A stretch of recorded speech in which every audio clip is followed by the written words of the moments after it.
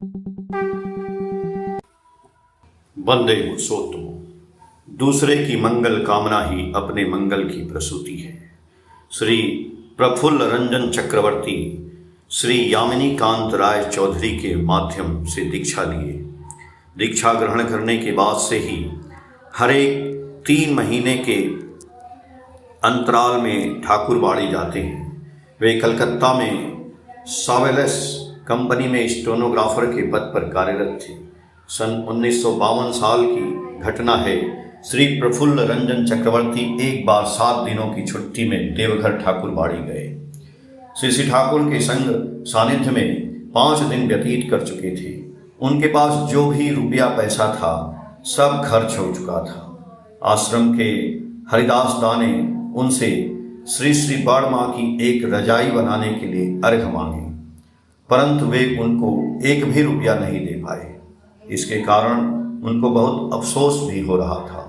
इसके दूसरे दिन श्री ठाकुर के नज़दीक वे बैठे सोच रहे थे, अगले दिन घर लौटना है, परंतु पास में एक पैसा भी नहीं है, घर कैसे जाएंगे, इसी चिंतन में थे। ठीक उसी वक्त श्री ठाकुर ने उनसे कहा, प्यारे, तुम क्या मुझे 40 रुपए दे सकते हो? पहले तो समझ नहीं पाए कि यह बात श्री ठाकुर किससे कह रहे हैं।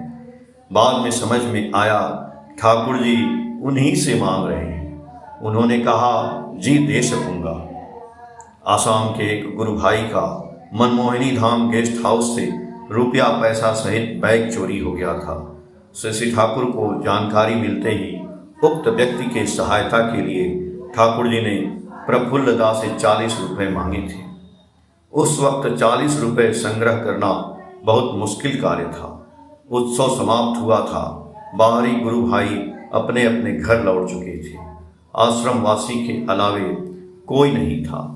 प्रफुल्ल रंजन सुबह से ही 1 आना, 2 आना, 4 आना करके कुल मिलाकर 3 रुपया संग्रह कर पाए थे। उपरोक्त व्यक्ति को 11 बजे के ट्रेन से लौटना था। 9:30 बज गया। प्रफुल्ल रंजन दा बहुत चिंतित हो गए। यति आश्रम के पास खड़े खड़े मन ही मन नाम जप करने लगे।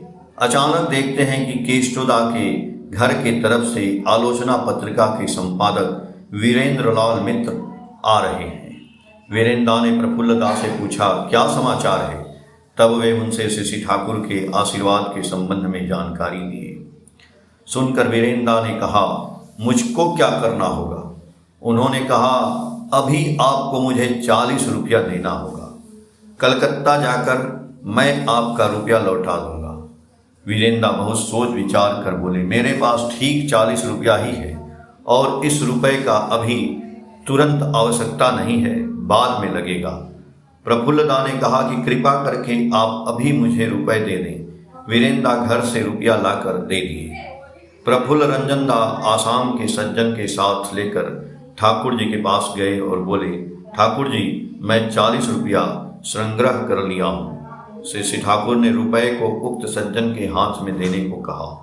प्रफुल्ल रंजन दा ठाकुर जी को प्रणाम करके सर उठाते ही ठाकुर जी ने उनसे कहा, अरे पागल, कोशिश करने पर ही होता है, कोशिश नहीं करोगे तो कैसे होगा? श्री ठाकुर जी की बातें सुनकर प्रफुल्ल दा को एक रास्ता मिल गया। प्रफुल्ल रंजन दा अपने रास्ते का खर्च संग्रह करने के लिए ठाकुर बंगला के बाहर खड़े हो गए।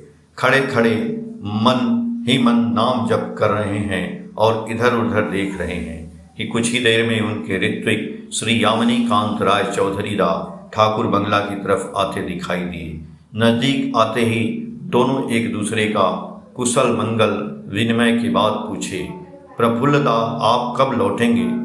उन्होंने कहा, आगामी कल लौटूंगा। कुछ देर बातचीत करने के बाद प्रफुल्ल रंजन दा ने कहा, कल घर तो लौटूंगा, परंतु मेरे पास एक भी पैसा नहीं है। आप यदि मुझे 6 रुपया देते तो मैं ठीक तरह से घर लौट सकूंगा।